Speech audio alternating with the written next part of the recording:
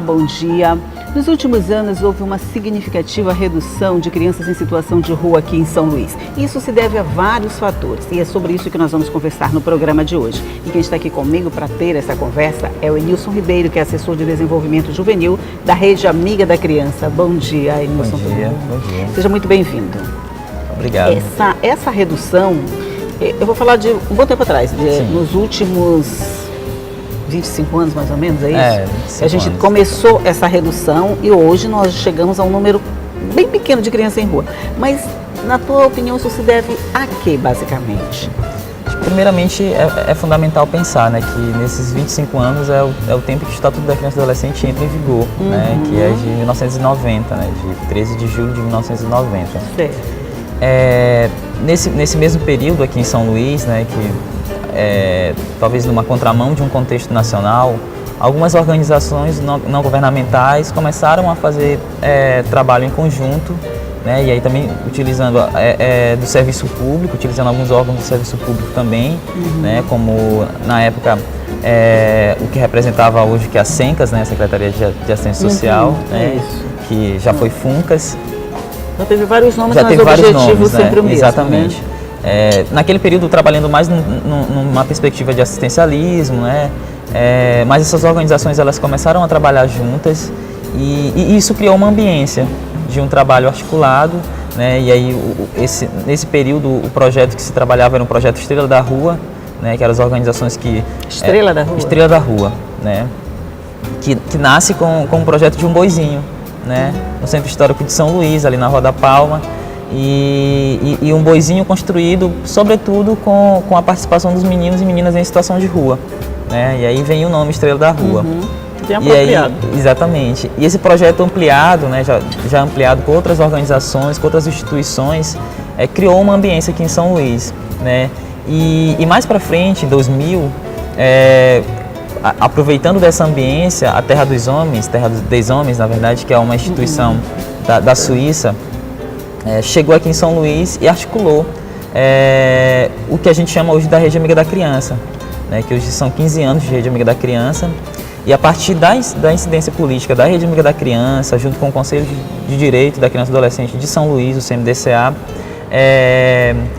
pautando diuturnamente a questão da criança e do adolescente em situação de rua, porque a missão da Rede Amiga da Criança é trabalhar especificamente com esse público de criança e adolescente em situação de rua, né, de vulnerabilidade, né, que corre o risco de ir para a rua também, né, na prevenção, e especificamente os meninos e meninas que estão na rua, né? Entendi. Então, só para a gente entender, esse foi um movimento que começou com o Estrela da Rua. Isso. Lá antes do Estatuto da Criança, não é isso? Na verdade, quase junto com o Estatuto da Criança. 91, 92 ali. E aí a gente veio até agora formando essa rede, que hoje é uma rede amiga da criança e congrega várias instituições. Não são só instituições oficiais, não, né? Não, Nilson, não. Né? Hoje nós somos 28 organizações, né? Dessas 4 organizações são organizações do poder público, né? Temos o Conselho de Direito da Criança e do Adolescente, temos os Conselhos Tutelares de São Luís, né? E o outro grupo de organizações que são organizações não governamentais, né? Que aí Quer dizer, a maioria não governamental. A grande maioria de não governamentais. O trabalho dessa rede toda, que deu este resultado que a gente pode comemorar, claro. Sim. Ele é feito basicamente como? Conscientizando as famílias para cuidar das suas crianças, conscientizando as crianças, que vai ser um pouquinho mais complicado, que o lugar delas é na família. Como é que é a vertente de trabalho dessa rede para conseguir esses resultados? Então, assim, o grande ganho da rede é que ela não influencia diretamente no trabalho diário das organizações, ela não muda a dinâmica do trabalho diário das organizações, pelo contrário, ela potencializa isso, né? Porque são várias organizações e muitas organizações às vezes com missões diferentes, né? Existem organizações que têm a missão de trabalhar com pessoas que usam e abusam de substância psicoativa, né? De drogas, né? Tem organizações que têm mais o foco na questão de trabalhar a questão étnico-racial, né? Tem organizações que têm mais o foco na questão da saúde, né? Então, o grande ganho da rede é esse, porque essas organizações elas conseguem trabalhar juntas, né? E cada uma trabalhando, vamos dizer, um nicho. Exatamente. De situação. E a rede consegue possibilitar a essas organizações uma comunicação e um fluxo, né? Então, a rede, ela dentro da sua organização, né, temos uma assembleia que acontece a cada 2 meses, mas tem um grupo de trabalho específico, que é um grupo de trabalho que trabalha em cima do fluxo da rede, né, que é o grupo de GT Criança, Adolescente e Família. Quer dizer, né? A reunião acontece a cada 2 meses, mas o trabalho todo dia fica o gerenciamento desse Exatamente. Fluxo de trabalho. E o GT, ele se reúne mensalmente. O GT ele se reúne mensalmente. E nesse GT é que se faz a análise de fluxo da rede, né? Que se encaminha o fluxo. Então, uma organização, por exemplo, do centro que trabalha com inclusão digital, que é o CCVP, por exemplo, pode receber um adolescente que é do Centro de Cultura Negra, que trabalha com uma questão mais étnico-racial. E o CCVP também encaminhar um adolescente para o atendimento lá no Centro de Cultura Negra. Né? Então, essa relação entre organizações, né, possibilita um novo ambiente, né, uma nova ambiência. Né? E com esse perfil que mudou essa realidade. Né? Baseado nesse monitoramento, vamos dizer assim, desse trabalho todo, você diria que hoje tem um problema que possa se dizer assim, esse é o principal problema das crianças em situação de rua? É racismo, é droga, o que é mais ou menos? É importante, é importante falar isso, né? A origem de praticamente todas... Deixa eu só te interromper, nós vamos dar essa resposta no próximo bloco, vou fazer um rápido intervalinho e a gente volta já para continuar conversando. É só 1 minuto e eu volto logo.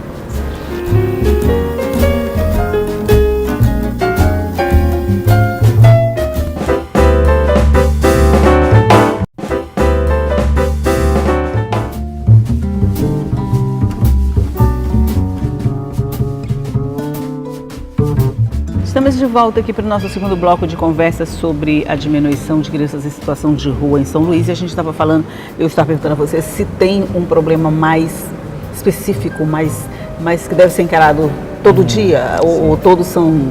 Sim. Então, assim, quando se fala de situação de rua, a gente não trabalha só com os meninos que estão morando na rua. Esse público é um dos públicos em situação de rua. Mas a ideia que passa é que a gente trabalha só com crianças que já estão na rua. Exatamente. Não, né? Mas a situação de rua ela é para além disso, né? É quando o menino tem uma relação de vínculo maior com a rua do que com a família e com a casa, por exemplo. Então, um menino que passa o dia todo no trabalho das feiras e que só dorme em casa, por exemplo. Né? Este adolescente ele está em situação de rua. Ele vivencia a situação de rua porque seu vínculo maior e sua referência de vida é a rua. É a rua. Né? Ele vai em casa só dormir, na verdade. Às vezes não tem essa relação direta com o pai, com a mãe. Exatamente. E hoje a gente tem um contexto que é o contexto do uso de drogas dentro da rua, né? Que é o uso abusivo de substâncias psicoativas ou de drogas, de álcool, crack e outras drogas, como se usa hoje numa linguagem mais atual, né? Então a gente tem esse problema e a droga dentro da rua, acho que é muito legal falar isso, porque a droga dentro da rua é uma estratégia também de sobrevivência. É verdade. Né? Imagina-se só o que é ser lúcido e aguentar a loucura frio, da rua. E aguentar um frio de uma noite de inverno em São Luís, para quem dorme embaixo de uma marquise de um banco, por exemplo. Né? Então ter lucidez... Isso a gente está falando de uma cidade quente, né? E a gente está falando de uma cidade quente, né? E imagina encarar isso com lucidez. Né? E essa relação, essa dinâmica da rua com a droga, ela é muito íntima, né? Por ser também uma estratégia de sobrevivência. Fuga, na verdade, né? É um meio de sobrevivência para eles, né? Sem isso eles não aguentariam viver na rua, vamos dizer exatamente. Assim, né? Mas o número de crianças na rua, agora eu estou falando direto, que estão na rua ou em situação de rua aqui, o que é maior? A gente tem muita criança morando na rua ou a gente tem mais criança nessa situação de rua que a gente se referiu? A gente hoje, aqui em São Luís, nós temos mais situações de rua relacionadas ao trabalho infantil, né, relacionadas sobretudo relacionada à questão também do narcotráfico, né, mas a gente não tem grande número de meninos morando na rua. Mesmo na rua. A gente inclusive pode dizer que a gente tem um baixo número, quase a ausência de meninos morando na rua. A gente já não vê muito mesmo. Exatamente. Não. A gente vê muitos adultos em situação de rua. Muitos adultos. Né? A gente tem muitos adultos em situação de rua. Mas isso é muito resultado da influência dessa rede, né? Porque a rede, além de fazer o atendimento que as organizações faziam, a rede influenciou diretamente em política pública. Né? Hoje, São Luís foi a segunda capital capital e a segunda cidade a construir uma política pública específica para criança e adolescente em situação de rua. Olha que bom que a gente está na frente de alguma coisa boa, Exatamente, né? Isso é muito bom, né? A primeira política pública foi construída no Rio de Janeiro, né? E a segunda foi construída aqui, né? Que é de 2011. E essa política pública, ela serviu como parâmetro e como exemplo para a construção das diretrizes nacionais de atendimento à criança e adolescente em situação de rua. Né? Essa política pública que nós temos, vamos dizer, esse emaranhado que faz essa assistência, você diria que ela tem dado os resultados que a gente espera? Então, a gente infelizmente ainda caminha a passos muito, muito curtos, assim, né? Pós-política, a gente praticamente não conseguiu fazer o monitoramento. Primeiro porque a gente esbarra numa questão de que quando a gente chega nos órgãos do poder público, nas secretarias, a grande maioria nem conhece a política. Então nem vê como sua. Né? Então, criança, adolescente... Mas aí como é que ela é executada, como é que ela é colocada em funcionamento no dia a dia para que dê resultados? Pois é, esse é um grande desafio, né? Porque aqui a gente tem uma cultura no Brasil de construir muitos planos, de construir muitas políticas e isso não sai do papel. E muitas das vezes muda-se gestão, a gestão que entra nem toma conhecimento e às vezes não tem vontade de tomar conhecimento também. Né? Então a gente tentou em 2015, 2016 fazer o monitoramento da política pública, chamamos 10 secretarias para fazer o repasse de como estava pensada a situação de rua dentro da sua dinâmica de trabalho e só 3 secretarias responderam. Né? E uma apenas respondeu com trabalhos em situação de rua, trabalho diretamente em situação de rua. Né? As outras apresentaram tudo que a secretaria faz, mas não mostraram nada com relação à situação de rua. Quer dizer, das que se dispuseram a responder o chamado de vocês... Sim. Apenas uma pode-se dizer. Exatamente. Que sabia exatamente o que estava fazendo. Que é a Secretaria de Assistência Social. Secretaria de Assistência Social, mas que também tem porque a gente perfil, né? Todo mundo acostumou a pensar que esse é um trabalho da assistência social, quer dizer, que as outras não devem, não precisam se envolver, exatamente, porque já tem uma cuidando especificamente disso? Pois é, então, a gente dentro da política pública temos a questão da intersetorialidade. Né? Nenhuma política pública ela deve existir apenas dentro de uma política específica. Ela precisa perpassar por todas as secretarias, por todos os órgãos do governo. Né? E isso não acontece quando a gente pensa na questão da situação de rua, quando a gente pensa na questão do abuso sexual, quando a gente pensa na questão do trabalho infantil. A gente sempre coloca isso nas mãos e nos braços da assistência ou da saúde.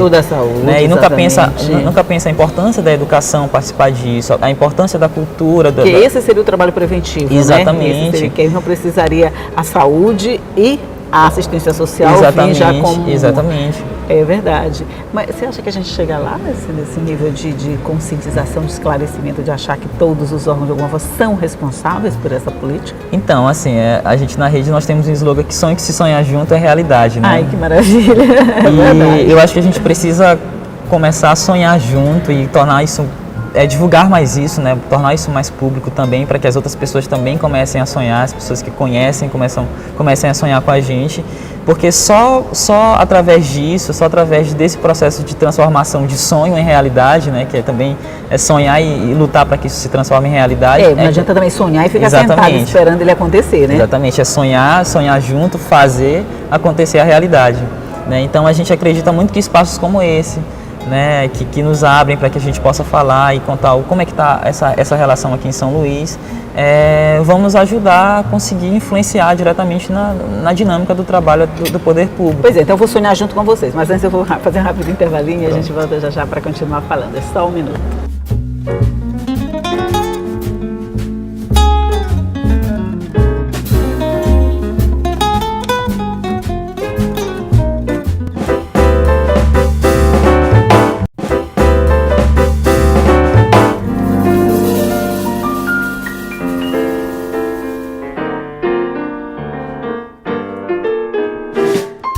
Estamos de volta para o nosso último bloco de conversa aqui sobre meninos em situação de rua, que eu não sabia que existia as duas situações, menino na rua e menino em situação de rua, que é completamente diferente.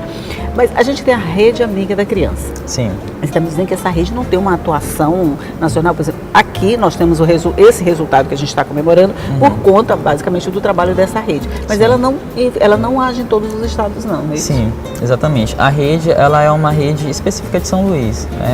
Redes com essa característica a gente tem em São Luís, né? e temos no Rio de Janeiro, muito parecida com a Rede Amiga da Criança, que foi uma rede, inclusive, inspirada na Rede Amiga da Criança. Que por acaso são as duas que já são têm uma política que têm uma política pública específica para esse público, né? Então, a importância dessas redes, desse trabalho em rede, porque as organizações não governamentais, por vir do movimento social, né, elas têm essa questão também da incidência política, né, que é de pensar, a gente faz o trabalho de atendimento, mas a responsabilidade disso é do poder público. E a gente vai cobrar para que isso seja a responsabilidade do poder público, né? Então, quando várias organizações, 30 organizações, a rede já teve um período que tinha 32 organizações. No período da política, inclusive, a rede tinha 32 organizações, né? Hoje nós temos? Hoje nós somos 28 organizações. Então, esse conjunto de 30 organizações, de 31 organizações, né, do período da realização da política, esse conjunto de organizações juntas, fazendo pressão, é que fizeram acontecer essa política. Né? E aí conseguiram influenciar diretamente dentro do Conselho, porque a política ela é uma política criada dentro do Conselho da Criança e do Adolescente, né, aprovada dentro de plenária do Conselho, e aí se torna uma política pública, porque o que o Conselho diz se torna política pública, né, que é o Conselho que constrói isso, e construída junto com a participação das organizações e do poder público. Então toda a política ela precisa ser construída com esse viés, né, da participação da sociedade e do poder público. Né? E foi assim que a nossa política foi construída também, né, com esse viés.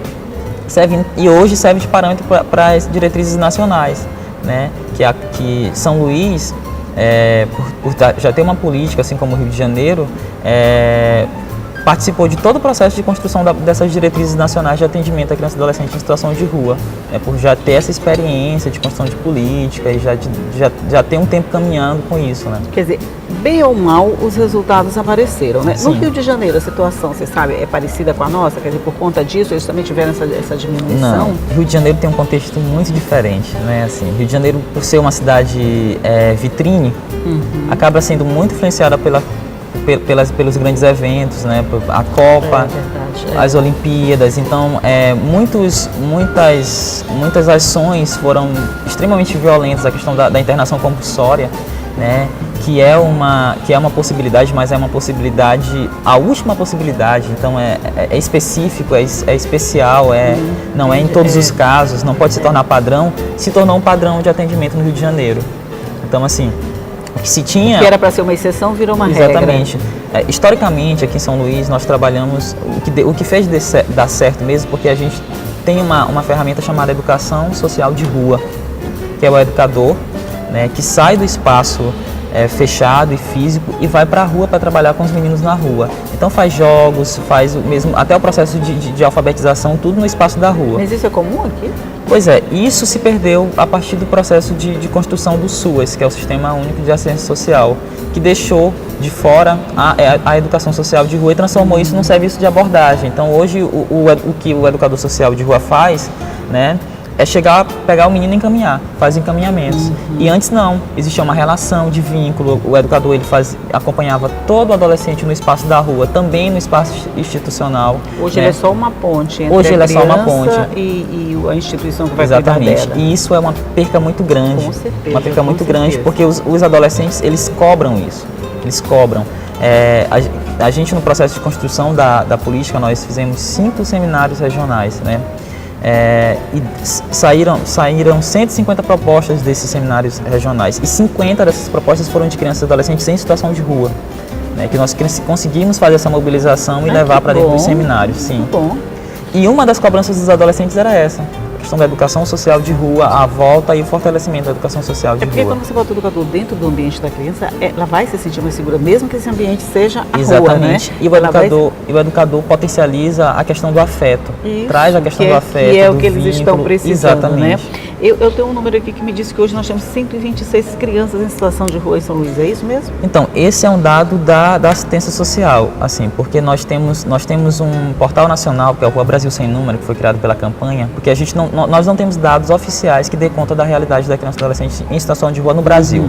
A gente sabe quantos animais de estimação tem nas casas do brasileiro, mas a gente não sabe quantas crianças tem na rua, infelizmente. Ai, que comparação, é mesmo, né? Infelizmente. Então, assim, porque para o capitalismo isso não interessa também. Né? Isso não é interessante, isso não vende. Menino e menina em situação de rua, isso não vende. né? É coisa que incomoda, né? Não, são alegorias da cidade, na grande maioria das vezes, né? Então, esse é um dado específico da Secretaria de Assistência Social, porque é a única secretaria, a única instituição que tem alimentado o portal, né? Que nós construímos para tentar ter pelo menos uma amostra da realidade dos meninos em situação de rua no Brasil. Mas como você está dizendo que a gente tem... Na verdade, a gente olhando na rua, a gente vê a quase ausência de crianças. Exatamente. Talvez esse 126 se refere àquelas que, como você exatamente. disse, em situação de rua, que estão com relação ao né? trabalho infantil, que às não vezes... tem tanta relação com a casa, mas de alguma forma ainda tem a casa para morar. Exatamente, ainda retornam para casa, ainda tem apesar de fragilizada a relação com a família, né, e com a casa, mas ainda se tem um vínculo. Continua com o teto, eles não dependem da rua para viver, né? Exatamente. Mas o que interessa nisso é que a gente continua sonhando, né? Porque como você com disse, certeza, a gente eu não gostei pode parar. desse lema, a gente não pode podia parar ser de mais sonhar. apropriado, viu? A gente tem que sonhar junto e fazer desse sonho uma realidade. Que é de Raul Seixas, né? Que é importante. De Raul Seixas, sim, prelúdio. claro. E está bem apropriado para o trabalho que vocês exatamente. desenvolvem. Mas o que importa é que esse trabalho está dando certo, a gente tem essa redução, tomara que a gente siga nessa linha e que essas políticas públicas sejam mesmo implantadas e que elas dêem resultado, porque elas foram criadas, né? Elas foram criadas para dar resultado, para facilitar, para melhorar. Bem ou mal está melhorando, mas precisa melhorar ainda mais, né? Com certeza, a gente precisa avançar e espaços como esses, momentos como esses é fundamental para a gente super agradece. Obrigada. Eu fico feliz em participar desse projeto, eu quero mais participar, quero sonhar juntos, então nós estamos à disposição, o convite é feito sempre que tiver notícia boa, ou qualquer notícia, a gente está aqui para divulgar e divulgar o trabalho de vocês, que eu fico muito contente em saber que a gente tem esse tipo de resultado. Edilson Ribeiro, muito obrigada pela sua participação, bom dia para você. Bom dia. E você já sabe, tudo isso que a gente conversou aqui fica à sua disposição no nosso site, que é o al.ma.leg.br, e você pode nos seguir também nas nossas redes sociais. E todos os dias a gente vai estar aqui cedinho esperando você com notícias, com informação, com entrevistas, e deixar o seu dia bem informado. Tchau!